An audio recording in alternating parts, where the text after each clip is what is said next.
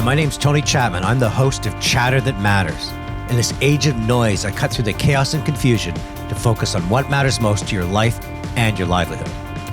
And on this episode, I chat with... If I can for a moment, I want to take you back in time, pre-COVID, the launch of the new decade. And it was only 7 months ago. Well, we roared into this decade, didn't we? With these forces of change rendering much of what we know about capitalism obsolete. The platform economy, overnight valued at over $7 trillion. These tiny apps that rode like Trojan horses into the mobile device, carving out a new relationship with the consumer based on more and less. More of what matters to them with less friction and effort. And with it, who now owns the customers at Uber Eats or McDonald's, Bookings.com or Hilton? And attention. It's always been the oxygen of human endeavor. It's our only way we breathe life into leadership and mentoring, parenting, marketing, and sales.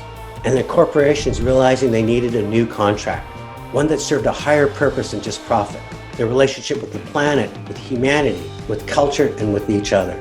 Well, through all these forces of change, we have to make a decision because there's no middle ground anymore. There's no status quo. Some are making things happen, finding new heights, and others are wondering what happened. To make things happen, you have to focus on this new economy. You have to find a new place to stand. And one company that's doing that is EF, or Entrepreneur First. They're choosing cities around the world to foster this new economy. And one of those cities is Toronto. And joining me is one of the founders of EF, Matt Clifford, and the person they've picked to quarterback the Canadian operation, Rachel Zimmer. Welcome to Chatter That Matters. Thanks so much for having us. Yeah, super exciting. Tell me a little bit about EF, or Entrepreneur First. So Entrepreneur First is a new way of building companies. Our belief is that the world is missing out on some of its best founders, people who could be great entrepreneurs, but either don't have the right network or aren't in the right environment to make that happen. And our job is to be the people, to be the organization that does make it happen. A lot of people dream about being their own boss, having their destiny in their own hands, but it takes confidence and conviction. How do you find individuals that might have the ingredients to be an entrepreneur and get them to overcome some of this sort of emotional blockage that stops you from saying, I'm willing to just go all in? What you've just described is the original thesis of Entrepreneur First, which is that starting a company in too much of the world is still really culturally abnormal. You know, you sort of tell your parents or your friends that you start a company and they're like, oh, could they just not get a job? There's one small corner of the world where that's not true, where starting a company is the most aspirational and ambitious thing you can do, and that's Silicon Valley. And so one way to think about what EF does is it creates a little bubble of Silicon Valley in cities around the world.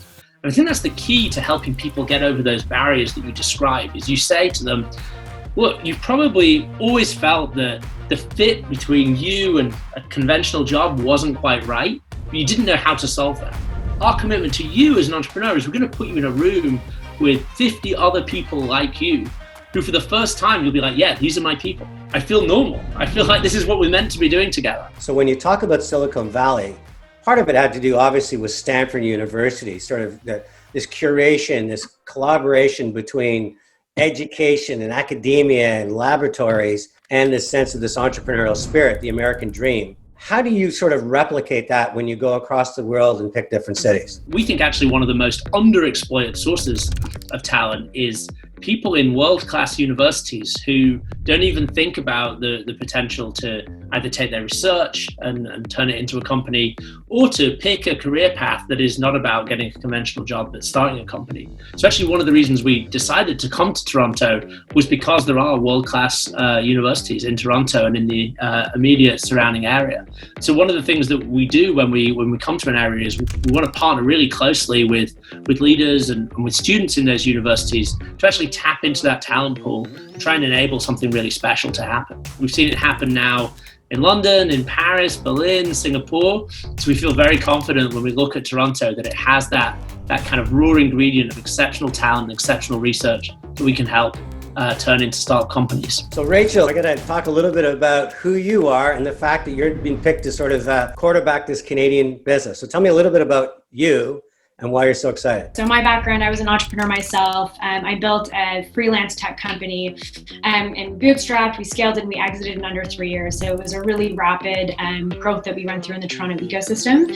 And I'm incredibly excited to be part of EF because the Toronto ecosystem was so good to me and my business and then my team. It's just a small way to pay it back and have some fun helping other incredible people build companies and help take Toronto, truly to the global stage with great innovation in the deep tech space.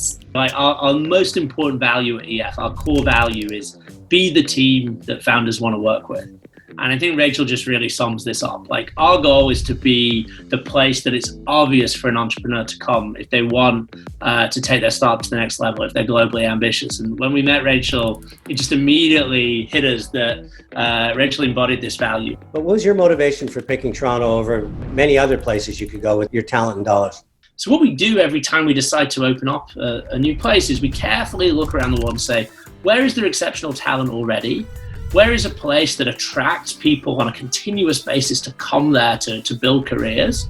And where is there enough support for startups that these kind of young companies can get going, but not so much that it's already a solved problem, there's nothing to do. And there are not many places in the world that have the kind of caliber of university ecosystem that Toronto already has the track record of producing really incredible companies, and is clearly punching above its weight from a venture capital point of view, but it's still, kind of on its journey to become a sort of globally world-class ecosystem. That's exactly our sweet spot, and Toronto just felt a really obvious choice. Tell me how someone would pitch Entrepreneur First to get a chance to have a place and to get involved in the kind of head, heart, and hands network of thinking and feeling and doing that you offer them. So I'd say there's really 3 things that we look for. And the first is an incredible trajectory relative to your peers. And that can come in any way, shape, or form.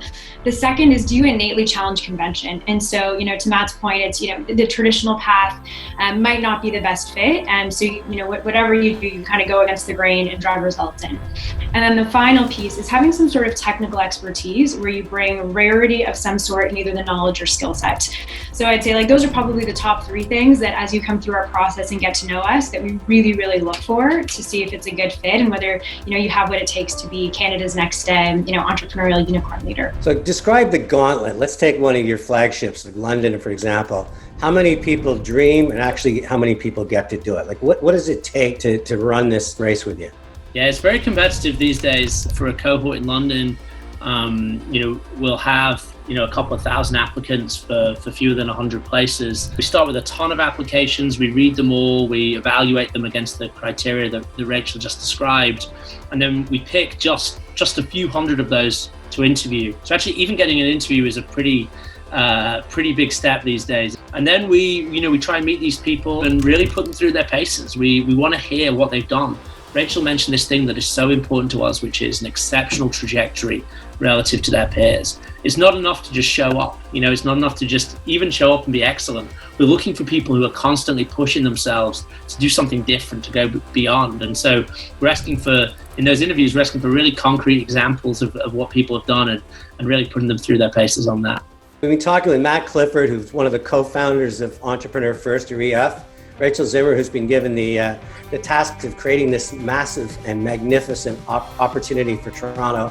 I've learned a lot of stuff today, but this is a company that has incredible passion for the new economy. And rather than just throwing money around, they're actually going at it with a process, talent first. And I love what they talk about is looking for people with exceptional trajectory, not just average, but exceptional. Looking for people that maybe zig where other people zag. And maybe I think looking for people that want to be part of a belonging with a group of like-minded people saying, we can do it. Matt, Rachel, I'm so excited you're in Toronto. I look forward to getting to spend more time with you and getting you on my podcast, Rachel. And thanks for joining me in Chatter That Matters. Thanks so much.